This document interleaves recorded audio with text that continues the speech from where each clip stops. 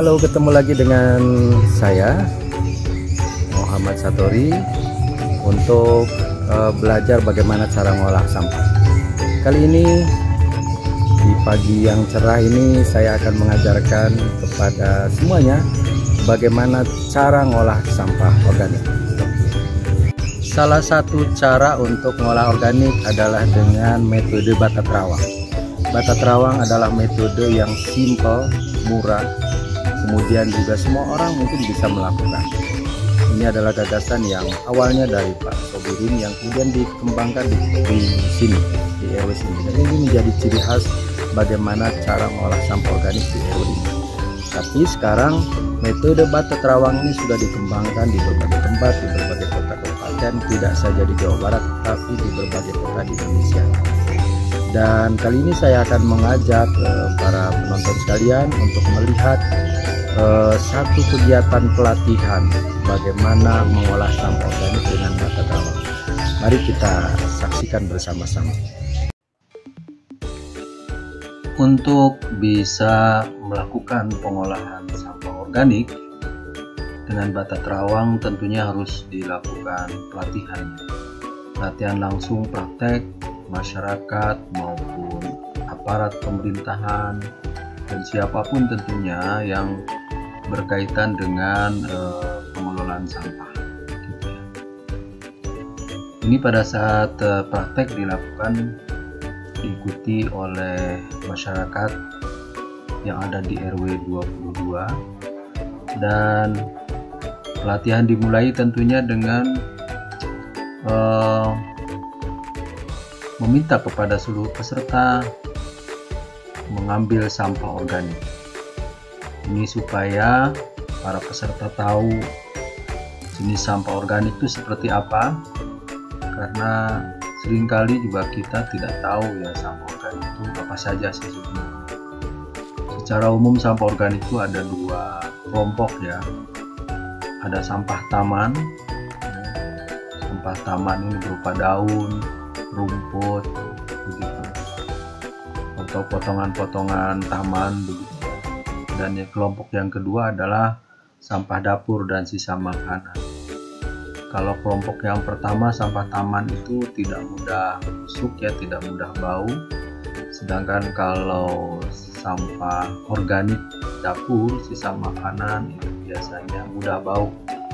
Oleh karena itu tidak boleh disimpan di rumah lebih dari 24 jam.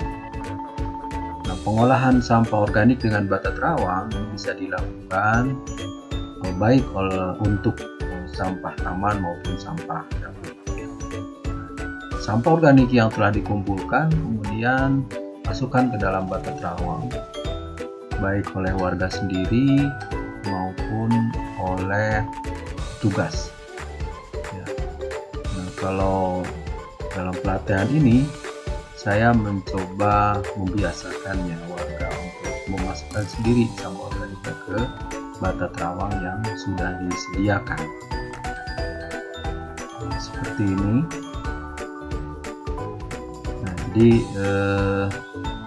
untuk lebih mempercepat ya proses dekomposisi, proses pengomposan, ini biasanya ditambah bakteri tertentu.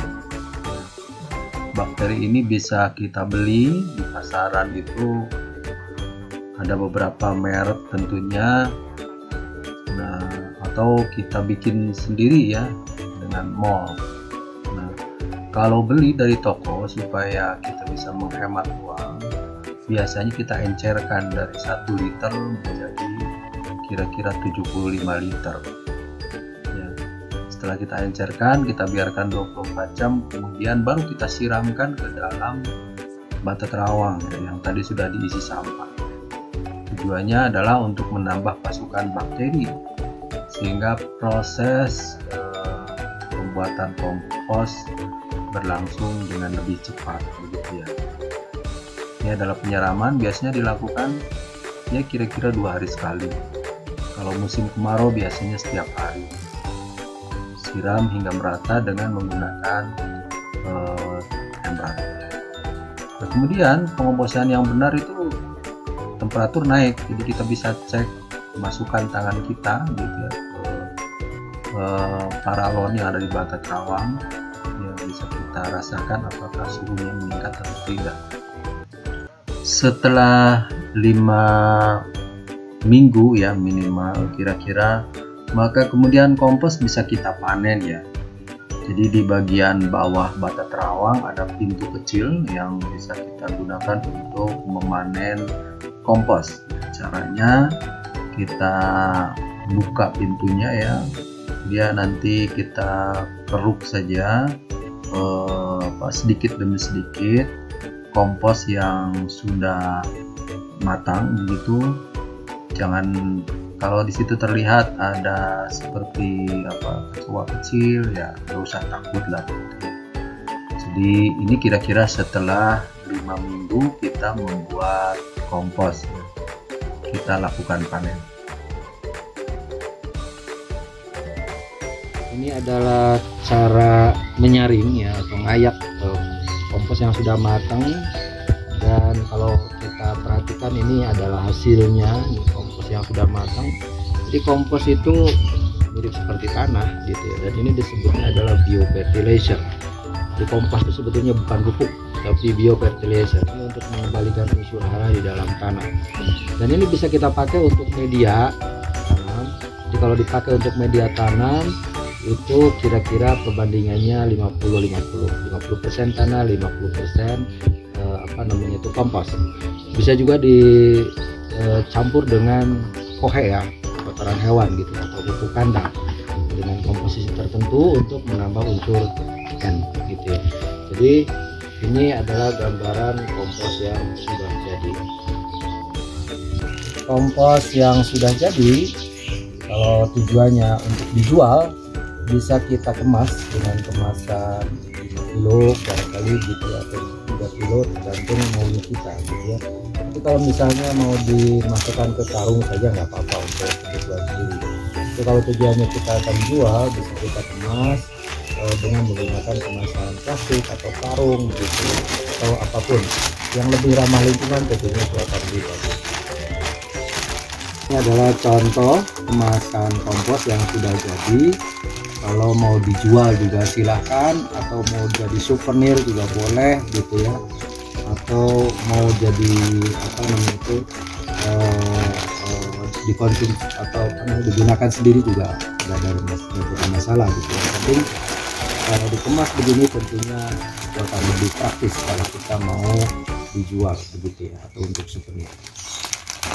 Apabila kita sudah punya kompos yang dihasilkan sendiri, saya sih menyarankan untuk digunakan sendiri ya untuk media bertanam, dan kita bisa melakukan penanaman sendiri ya, terutama untuk kebutuhan sayur mayur itu bisa kita lakukan.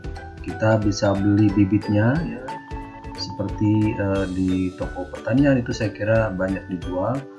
Kemudian tahap pertamanya adalah kita melakukan penyemaian seperti ini. Jadi kira-kira kalau sudah setinggi 10 cm baru kita bubun namanya, supaya akarnya lebih kuat gitu ya. Ini cara membubunnya, cabut satu persatu ya tanaman yang sudah kita semai, cabai atau apapun yang kita ingin tanam gitu, dan masukkan ke dalam bubun ya. Bubun itu terbuat dari daun pisang ya, yang kita rangkai sedemikian rupa sehingga menjadi seperti polybag kecil. Kita juga bisa memanfaatkan barang-barang bekas sebetulnya ya, misalnya plastik gitu ya untuk membubuk. Nah, setelah itu baru kita tanam, baik itu kalau sudah dibubun ya, mungkin dibiarkan kira-kira 2 minggu. Kemudian kita tanam baik itu di tanah langsung maupun kita tanam dengan menggunakan media polybag misalnya gitu. Jadi kira-kira seperti itu cara penggunaan kompak.